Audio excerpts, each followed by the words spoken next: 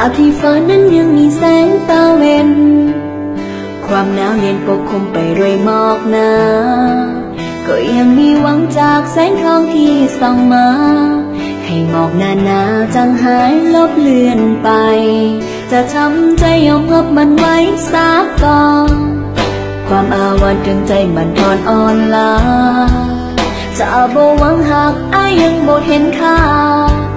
วันหนึ่งข้างหน้าก็คงดีกว่าที่เคยเป็น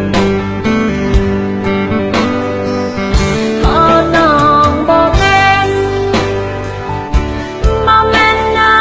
ำฟ้าที่จะพาขึ้นสวรรค์ได้พอน้องบ่แม่นคนที่อ้ายจะหากำไรบ่มีนิสัยให้หยอกลิ้นกินแล้วจากนี้จะบ่หวังหากอ้ายยังบ่เห็นค่าความศรัทธาฮักจริงหญิงคนนี้ถ้านางเขาว่าเป็นเศรษฐีน้องนี้ยังบ่อยากเป็นนางฟ้า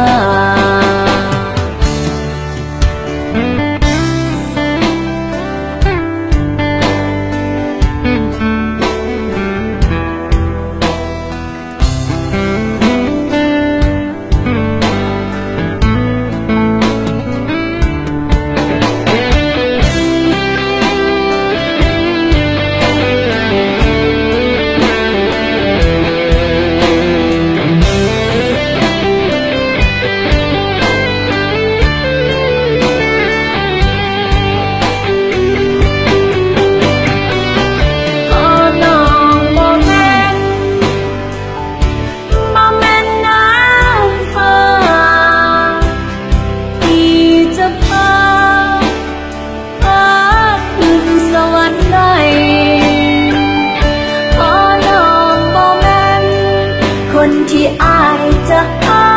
กำไรบ่มีนิสัยให้หยอกลิ้นกินแล้วจากนี้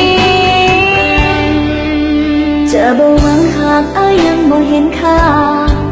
ความศรัทธาฮักจริงหญิงคนนี้ถ้านางเขาว่าเป็นเศรษฐีน้องนี้ยังบ่อยากเป็นนางฟ้าน้องนี้ยังบ่อยากเป็นนางฟ้า